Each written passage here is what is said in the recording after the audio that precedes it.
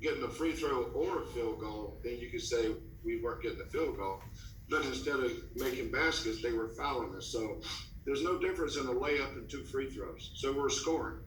So the object of the game is to score, whether it's at the free throw line or getting baskets. So, um, they were calling fouls on us and they were driving, and we were probably fouling.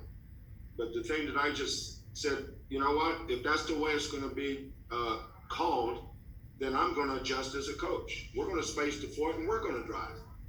So, our Tremont Mark, I thought, struggled with his composure a little bit, made some freshman mistakes. I put Jamal Shed in there. He played. Our young, but we got some good young players. Shed's going to be a good player. Tremont Mark's going to be a good player. People forget, Caleb's both ankles were hurting him before the game, and I appreciate him even trying to play tonight. I thought that was a gutsy effort, and just. But once we got to halftime, I said, you know what, Caleb, you're a tough kid. I love you, but we're going to shut you down. And it'd been nice to have him. But that just shows you the strength of our team. We have a lot of different guys that can make baskets, and when your best scorer doesn't play the second half and you still find a way to win, it says a lot about your team. But we had a spirited, tough practice yesterday because I wasn't real happy after the Boise State game. For 31 minutes in that game, we were up 20. And we had a chance to win by 20, 20-25. But I thought we got a little selfish. I thought we got a little careless. We weren't a championship, to be a championship team, a championship level team, there's a certain way you have to think. There's a certain way you have to play. And so I spent yesterday talking about that. As soon as we got to the hotel, before we went over to the gym, I got into them hard.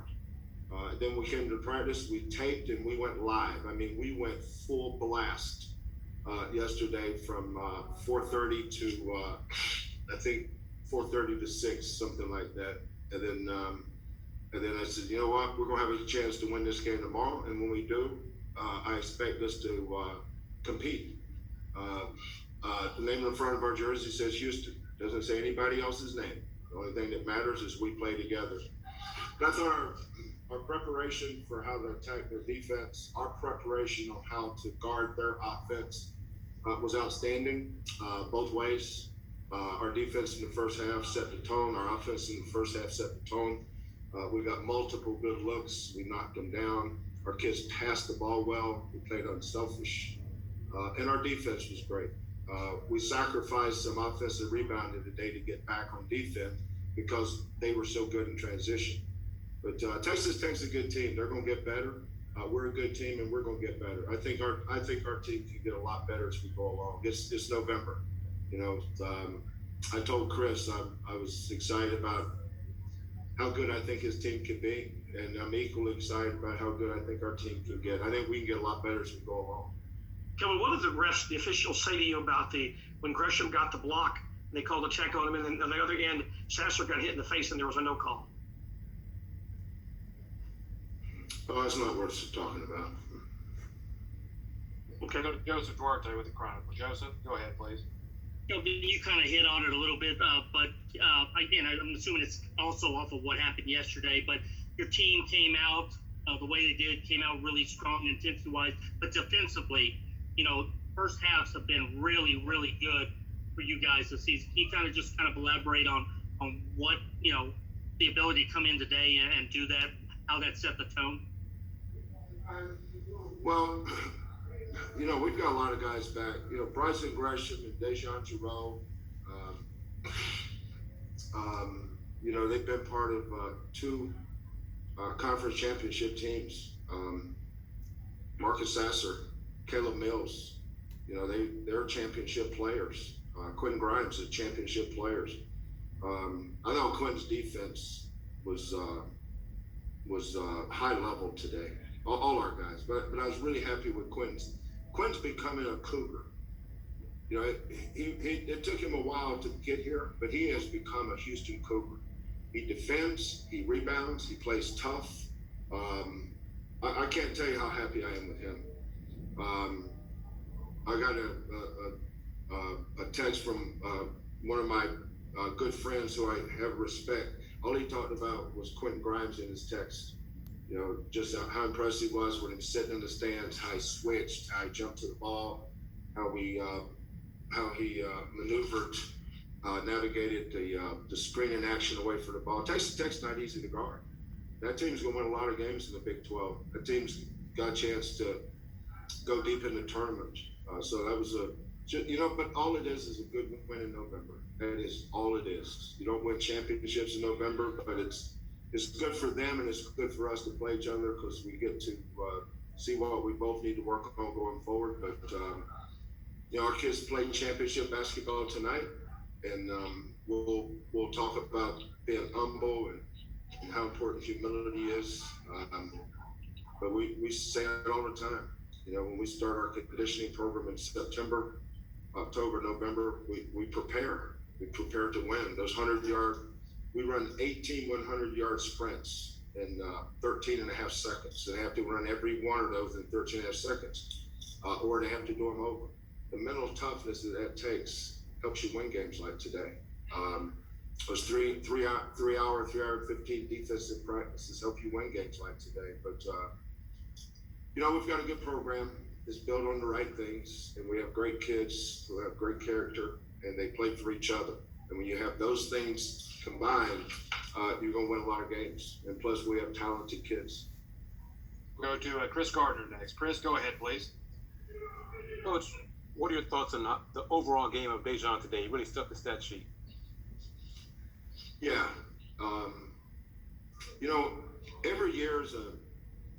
Every season is a season into itself.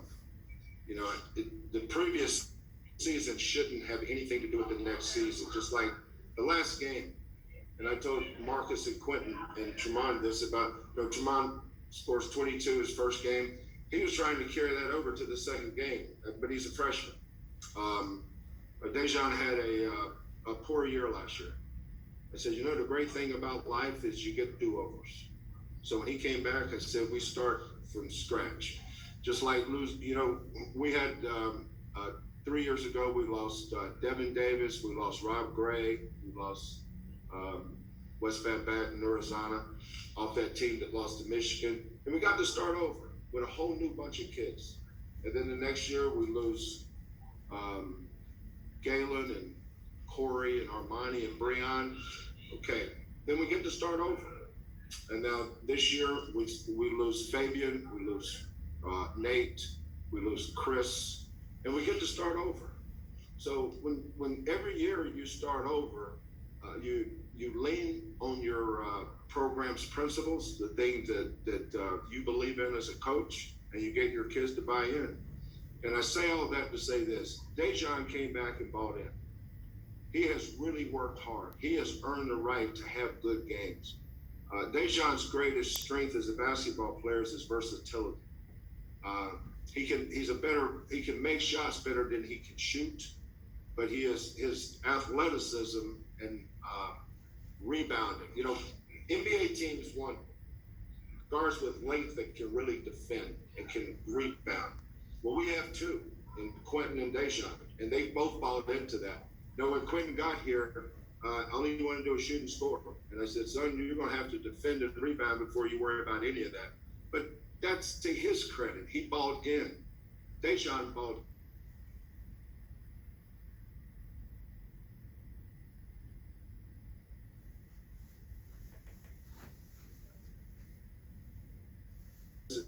Tremont Marquez. Now, Tremont's not showing it to you yet, but I watch him in practice.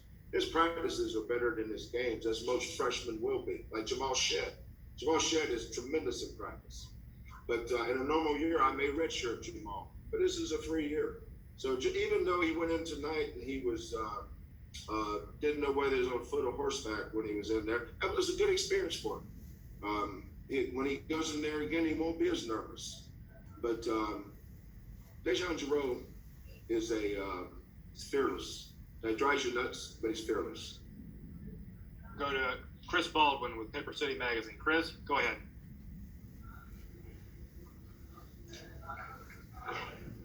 You got to unmute yourself. Chris, yeah, try it again. We can't hear you.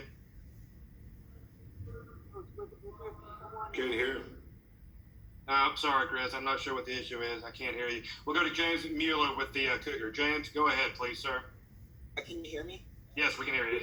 Okay, Coach Sampson. So I know this year's been a little different with COVID and not many fans, but this game at the arena, the crowd was pretty loud. Did this feel like a more typical game, just how loud the fans were? It felt like a road game. It felt like a road game. You know, I think they allowed 55 or 5,800, something like that, people in here. And I think 95 to 98% of them were Texas Tech fans. But Texas Tech has a huge alumni base, I think, in the DFW metro area, metroplex here. And they had a great crowd. It was a road game. But our guys did a good job. Our kids did a good job of keeping the crowd out of it until they started making that little run the second half. But we kept answering. You know, they kept putting them on the free throw line. That's how they started coming back. But, you know, once we started making both free throws, we got a couple of good stops. But this felt like a team. It felt like two NCAA tournament teams playing at a really good level. Tech, and I'm sure Chris knows his team's going to get better, but I think our team's going to get better too. So, you know, in November, November's November. It's not December. It's not January or February. You know, we're going to keep pushing and keep the hammer down, because I think this team's going to get a lot better, and that's our job to make sure they do. Okay, time for one more question. It'll go to Mark Berman, please. Mark, go ahead. Kelvin, you touched on it a bit, but how important is it at this stage of the game when you were able to weather the storm? They tried to cut in early, second half they weren't able to. They cut into your lead late second half, and you found a way to keep them off balance. How important is it at this stage of the game to get the job done against a good team? Yeah, well, you can tell we missed Caleb, and we needed another body. You know, when Dejan got his fourth foul, I had to play with those freshmen. You know, you got Tremont and Jamal in there. We had some untimely turnovers. But, you know, when you're up 20 on Texas Tech, what do you think we're going to do? Take it to 30? Or 25? No, they're going to come back.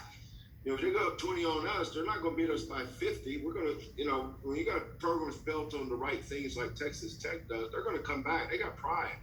The coaching staff over there and that coach over there, Chris Beard, guys going to fight. You know, and they kept getting to the free throw line. We had some turnovers, and you know, if we don't score and they score, that's a 4-point play. But we kept our composure. We knew they would come back, and our kids made some mistakes. But all those mistakes are things that we'll break down on film. And but you can't. You know, it's our third game of the year. You know, we're not a seasoned veteran team that's been through the wars. You know, it's the first time that we've had a lead and had to protect it like that. And it was great that we made the mistake. In some ways, every mistake we made is a great learning experience. I don't expect them to be perfect. Texas Tech's good. But I was proud of our teams, the way they handled adversity. I was proud of Quentin, Tremont, Marcus. And then I thought Bryson and Justin were warriors today. You know, it's easy to look at what kids can't do. But in my business, I'm focused on what they can do. And what they can do is help us win. That's what's most important. Jeff, let's go back to Chris Baldwin. Okay, let me see. Chris, you good? Can you hear us now? Can we hear you? Okay. Chris, I'm sorry. I just can't hear you. We just don't hear anything at either end. So, Coach, thank you very much for your time. We appreciate it. Okay. Let's see if I get the players in here, guys.